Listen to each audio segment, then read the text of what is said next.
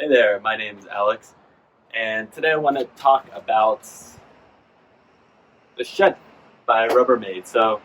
I actually have one of these already on my balcony. Over the years, after a while, you kind of start accumulating stuff, and you either got to get rid of it or you got to find a place to store it. And it's obviously sometimes harder to get rid of stuff, so I need another place to store it. So I decided to buy this same type of shed or outdoor shed that I've had before. It's by Rubbermaid. It's a vertical shed, and the other one I've had for at least 3 or 4 years now, and it's been overall pretty good. This one sits in a little bit more of a shade, but the other one sits on top of the balcony, and that one gets full sun throughout the whole day. So there has been a little bit of warping on the doors, but not too much. Nothing that's really of concern after a few years. So why did I kind of get the same one? Really, it's just because of the price. It's cheaper than some of the other ones that you can find, and they're pretty easy to find at Home Depot. You can obviously have it shipped if you're not in a particular rush. But today I felt like I wanted to go out and buy another one so I can store more stuff. So overall, it's fairly easy to put together. You really only need a screwdriver, or a power tool with a screwdriver. I'd actually recommend using a power tool over just a hand screwdriver. Last one I used a screwdriver, and I remember it took forever. With the power tool, it's way easier than obviously a screwdriver, way quicker. So they pretty much snap together. I was able to put it together myself. You don't really need two people to put it together. There's a couple kind of tips I would recommend to help speed everything up. Obviously, unpack everything first, right? Lay it out. That way, it just makes it easier to get the pieces. Each piece has a letter associated with an arrow pointed up. That means the arrow goes up towards the sky and not down towards the floor, right? So just remember the arrow goes up to the sky. Another thing I would kind of recommend as well is when you're screwing these in. So first thing is you kind of put these together and snap together.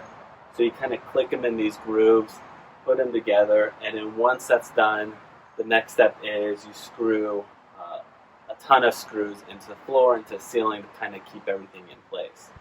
And obviously this is plastic, so when you're screwing a metal screw from plastic to plastic, you're not going to get that tightening like if you're screwing something into a wood, for example. So you want to make sure that you don't over tighten it.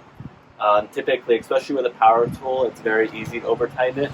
So I'd recommend if your power tool has a dial setting, make sure that you set this to I usually just go with the lowest one, and if I need a little bit more power, I just kick it up a couple of notches, and really that's it, right? And then go as high as I need to get the screws in. But you don't want to over tighten them because that can just tear the hole, and then now there's nothing left for the screw to dig into.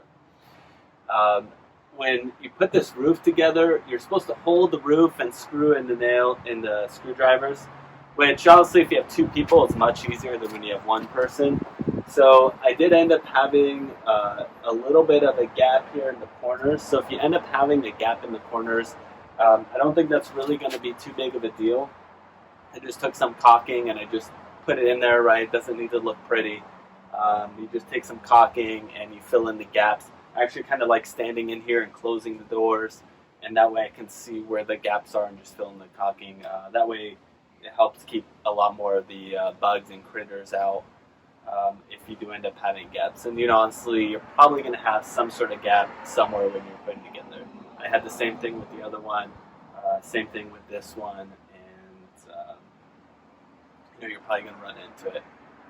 It's not too heavy to move, so I actually built it somewhere else and then moved it over into its final resting home, which is right here in this corner.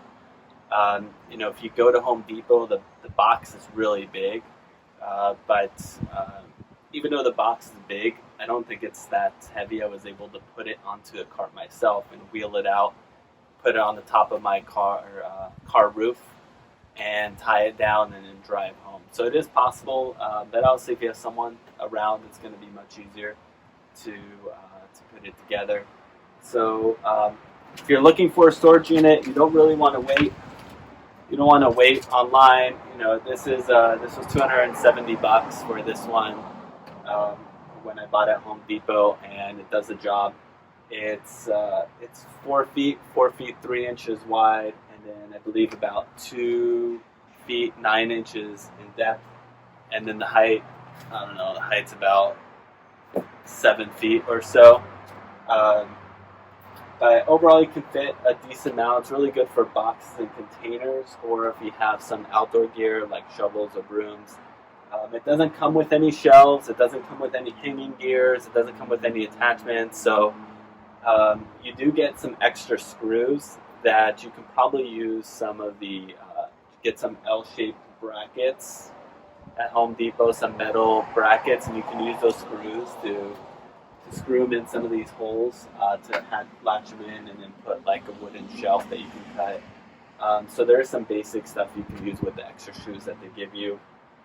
But they also sell some hooks as well that I'm probably going to purchase at a later point in time to hang some things as well. So overall, I think it's pretty good storage for the price. It's quick. Your Home Depot is most likely going to have it, so you can pick it up, put it together in less than an hour, and you got yourself an outdoor storage. So hopefully that was useful. Last thing to say is bye.